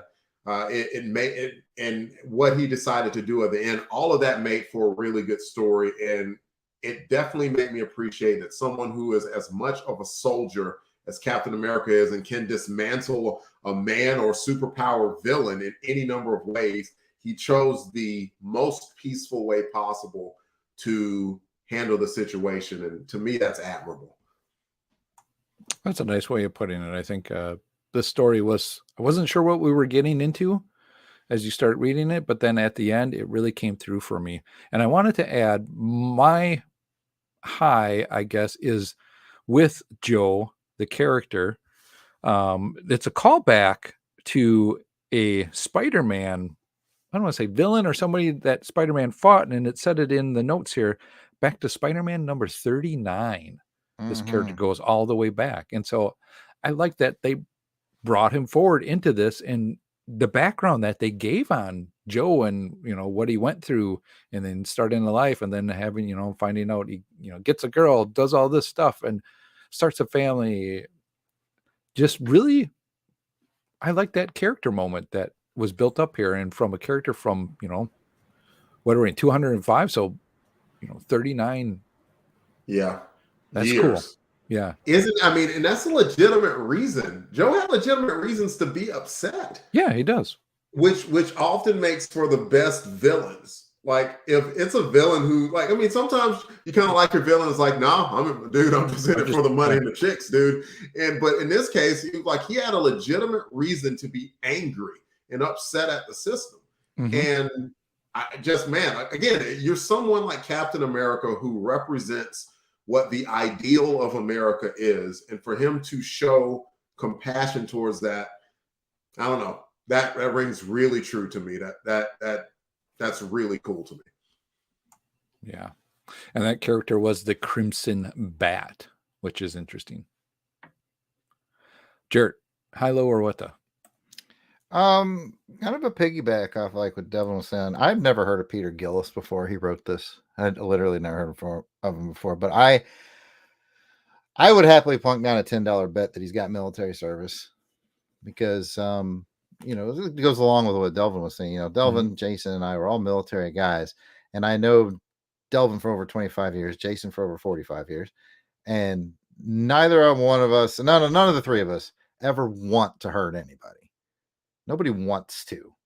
And sometimes I know I'm going a little deep here, but sometimes it makes me sad that sometimes the perception of the military is they're warmongers and they just want to hurt people.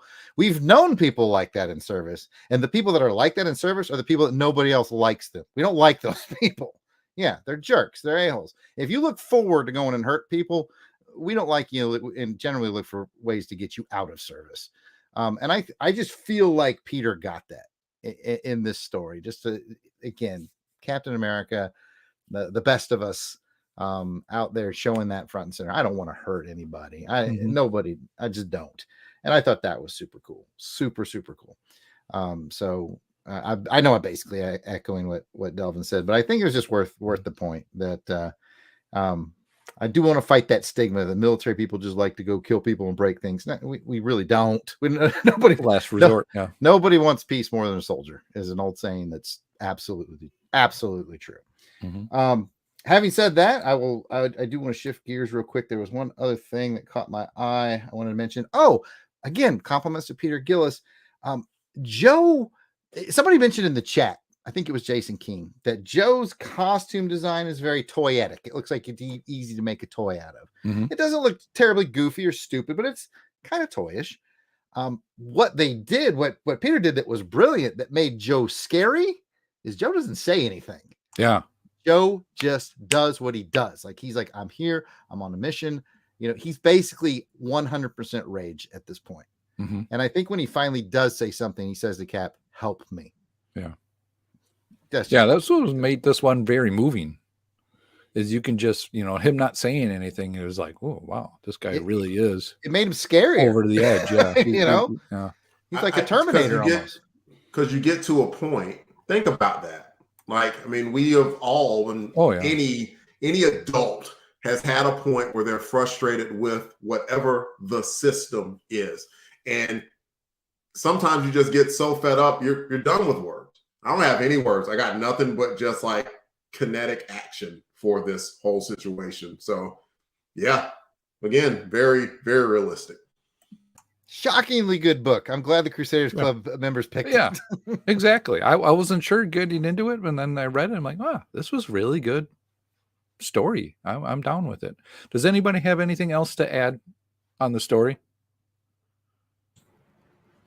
No? All right. Then I think with that, why don't we go and find out who you would like to tip your cap to? I just thought of that one. I was like, is he teaching me to read the script? Because I don't remember seeing it. That's awesome. It's not in the script. I just came up with that. I saw a lot of confused looks, so I was like, I'm glad it's not just me. Well done, Pat. Thank you. Good one, Pat. Good one. Well, Jason, who would you tip the cap to? in this issue. I'm sure we may probably all choose the same guy, but I'm going to go with Josh. I think Josh is like one of those unsung heroes. His 9 to 5, he gets up every day. He works with kids that have certain challenges, many of whom are not expected to live past, their teenage years. And he gets up and he does it every day. And, and even Cap says maybe the world could use fewer Captain Americas and more Josh, whatever his name is. So probably they don't know. They probably don't. So they probably don't. I need some more Jasons. We already got 2 out there. So let's get some more Jasons out there. Anyway, I thought Josh was a really cool character. I felt for him as well. I think it was obviously very emotional for Josh, the story as well. So I got it.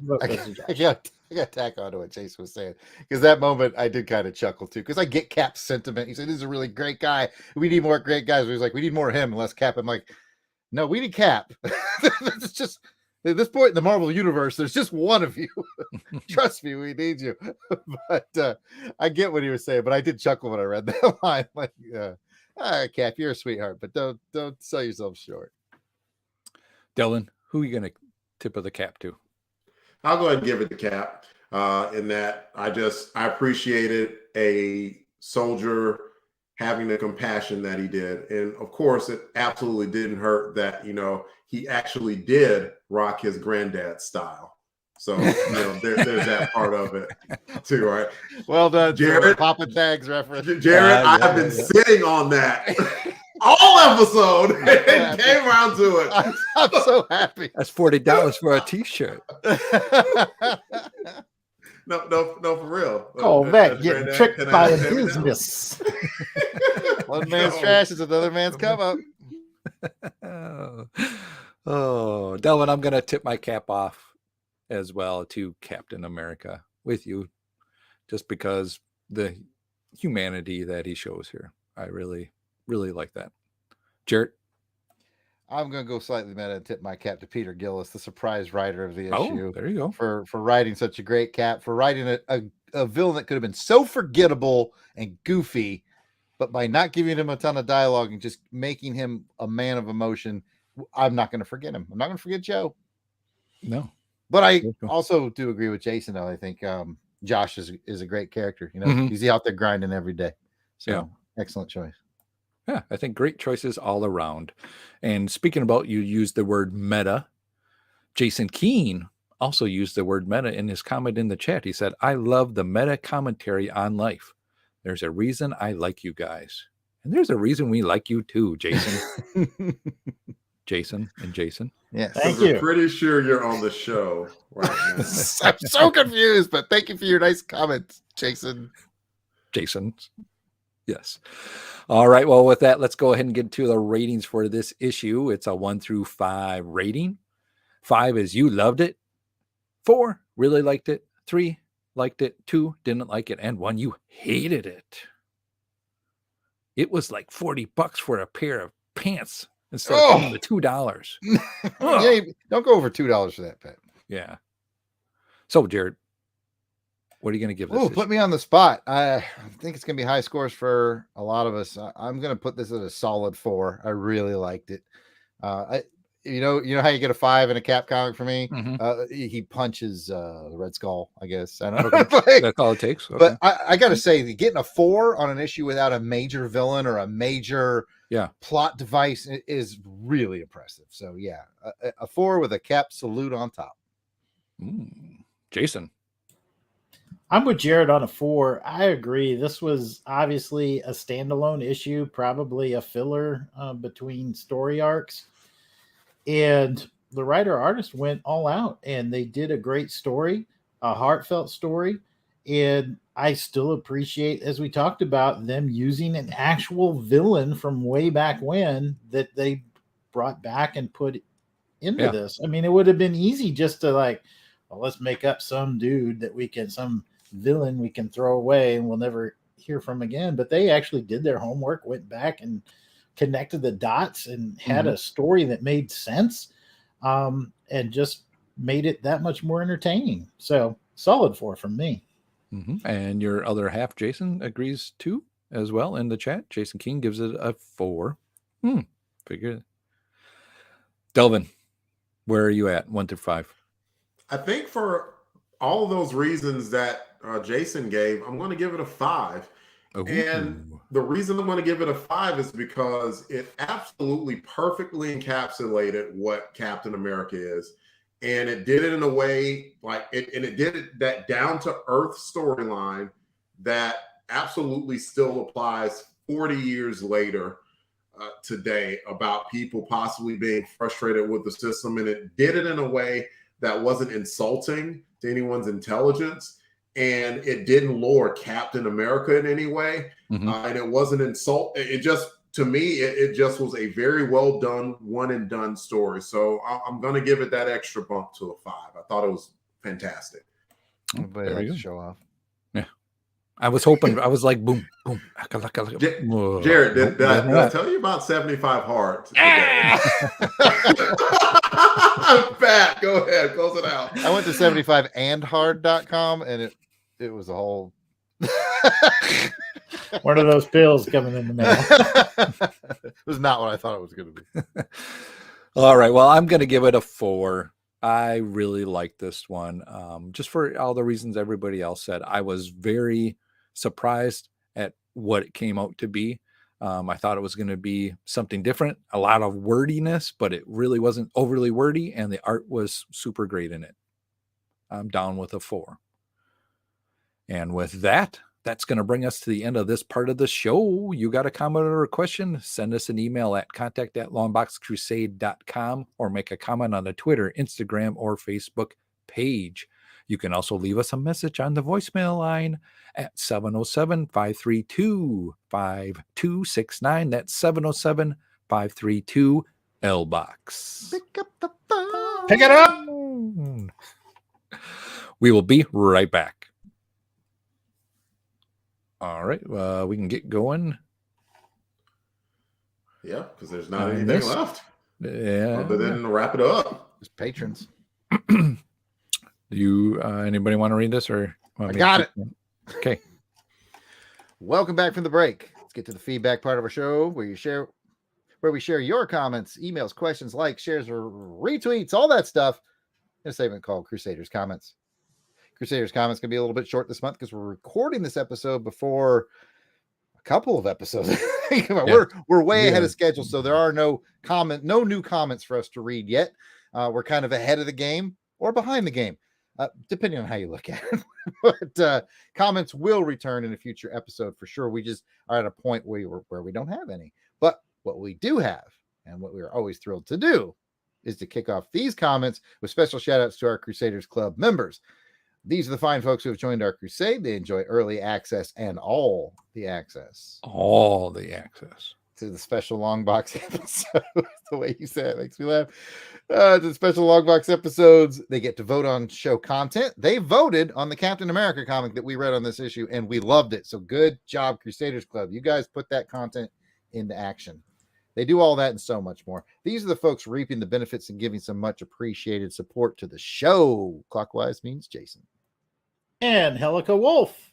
Ooh, Auburn Elvis. Bill Bear. Blast it or stash it. Braxton Underwood. Captain Entropy. Clinton Robinson. Dave Collins, you know him as the Battle Wagon. Gary Viola. Gene Hendricks. Gerald Green. Jason Keene. Jeremy L. I'll be more enthusiastic with my singing this time. Jim Jarman, Jim Jarman, Jim Jarman, Jim Jarman. I hope you like Jim Jarman too. Where was that energy on my synopsis? I just found it. It was lost. I picked it. I just found it. Joe Thomas. John Watson. Josh Strickland. Candace Ward. Mark Ross. Maxwell Traver. Michael Wagner. Miranda W. MVP. Captivating Capty. I got Captain on my mind. Captivating Capty Bright. MVP, captivating Kathy Bright.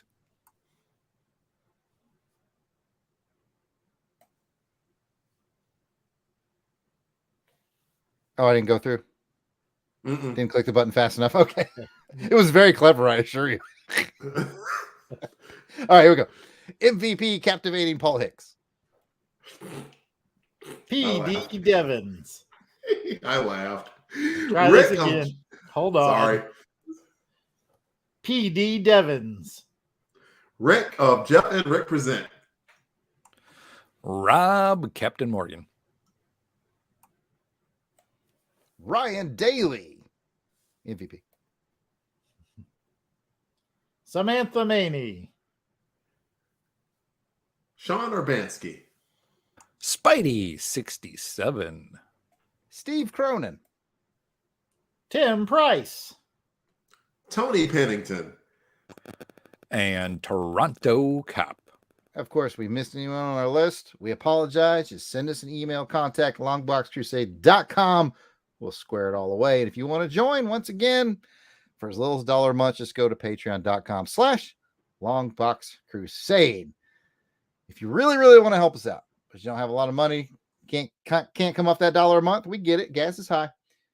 All you got to do is give us a review on your podcatcher of choice. You know, give us those 5-star reviews, but more important, give us comments, and we love to track those comments down and put them on the show. Now, remember, speaking of comments, this is one of those shows where we're recording before several shows have come out yet, so we don't have any comments. They will be back, folks. I assure you. With that, I pass it back to Pat. All right. Well, that's the show. Be sure to check us out on the website, Longbox Crusader Chronicles.blogs. Be sure to check us out on the website, Longbox Crusader Chronicles.blogspot.com, where posts will be made for journaling this crusade. I want to thank Jared, Jason, and Delvin, and everybody in the chat. Thank you all for joining us. Your comments, laughing along with us, crying along with us, singing along with us. Everything you do, we really appreciate it.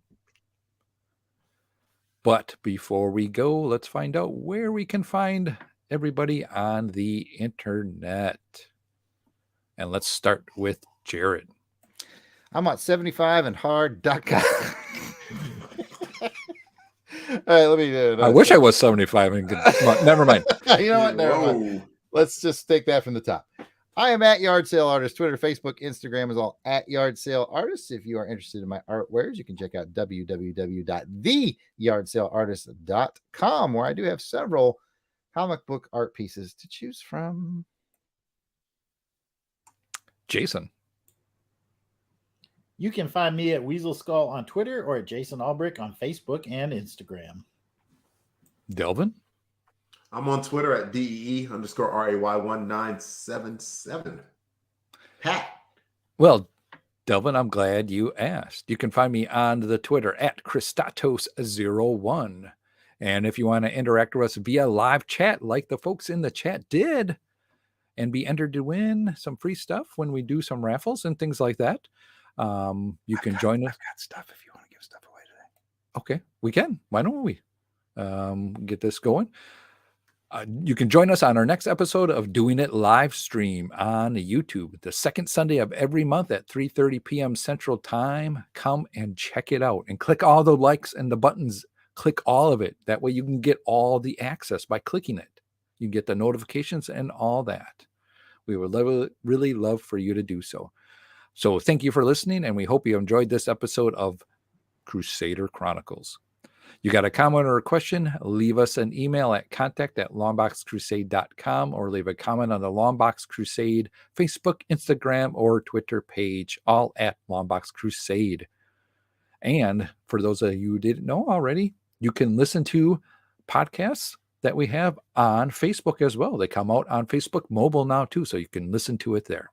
But until next time, take care, and please join us on the next episode as we continue on the crusade to Read them all.